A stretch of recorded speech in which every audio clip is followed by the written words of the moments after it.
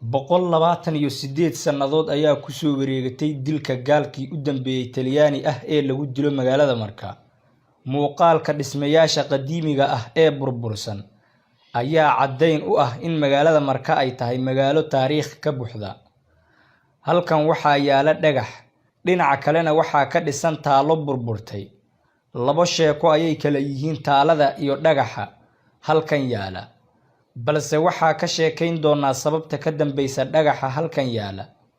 1893 ayaa halkan la dhigay.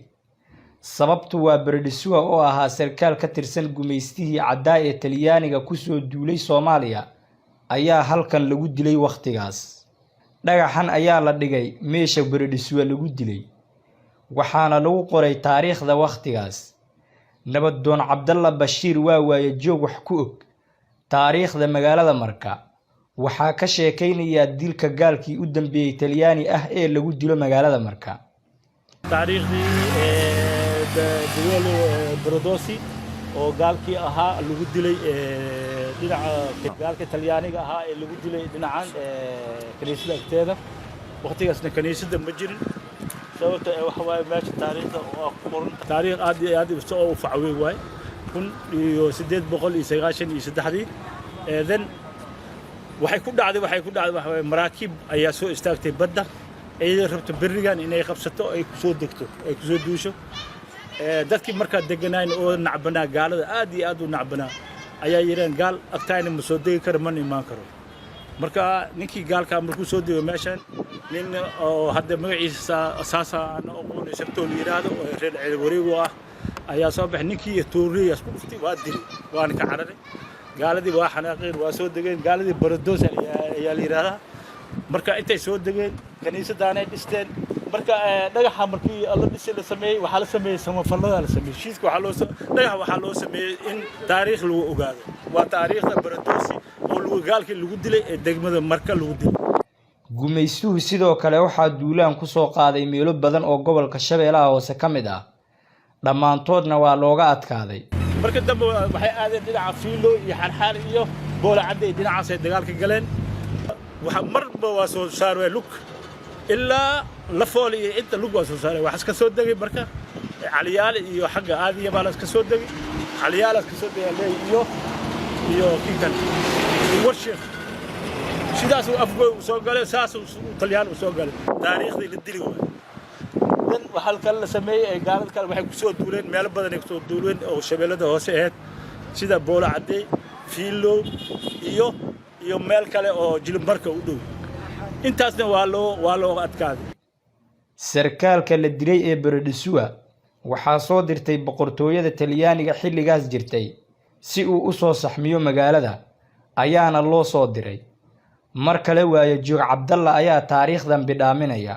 intaasna waa looga adkaaday. gaalka sarkaal muu ahaa siyaasi gaalka sarkaal uu ahaa oo boqortooyada Talyaaniga ay soo direen si loo saamiyo marka loo saamiyo.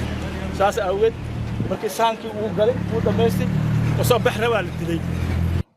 waxaa kaloo jira ciyaar loo yaqaano shirbo oo xilligaas adeegsan jireen geesiyaasha dagaalka la galay gumaysihii caddaa ee Talyaaniga.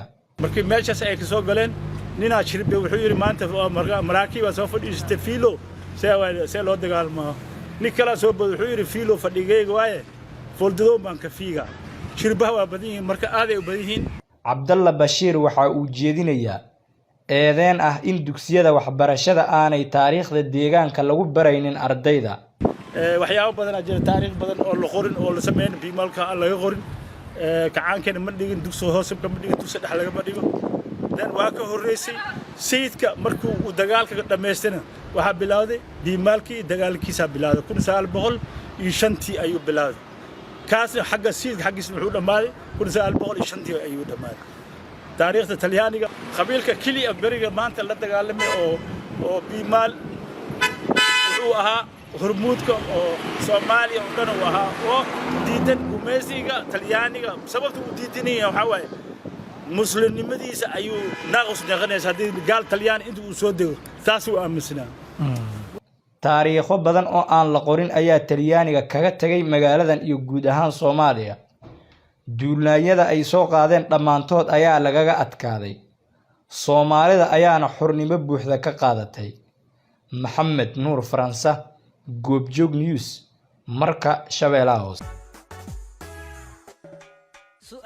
جواب أريا أما تقول وحكا تغان إسقارسين صمت لها صح ما تقان كافية أديك كافية اللي يروا مع القبين يا مسكين الروني كنت حاتسكو كنت كافية وأديك على دعي وحرموين داتا إنترنت وافئة أو كهذا الأولى صعدة شي بسكر أديك كافية وأديك موبايل إنترنت أو هدات كشبته وداتا أن كان دعين شح داتا الإنترنت كشبته وحلا صعدة كهذا شي بسكر ولي هو رخيص أنجابك وحبو ديمين أرشيد اسكر وموبايل إنترنت كافية شح شب اسكر أديك وكافية شب اسكر أدبشي بسكر حرموين كافية واحد وقشو بنكرتا أديك إيه دهب شح سياد وقشبته قراع حدك شنبقول أفرقيس وحكدول جينا يا حرموين كإنترنت كافية كدمنا دور نمبر لابو شح أديك كافية هدي أتكشبته 10 سنت واحد إلى إذا بقول يكونتن إم بي شن لبعتن هو أفر بقوله إم بي كونتن سنتنا هو سجال بقوله إم بي $1 وهل دبيع 6 جي بي يكونتن دقيقة أو كهذا $2 ولا دبيع 5 جي بي يبقون دقيقة أو كهذا صدقنا وصدق دبيع 5 جي بي يبقون دقيقة أو كهذا شح شب اسكده هم وقالن حرمودن كأديك كافية شح شب اسكر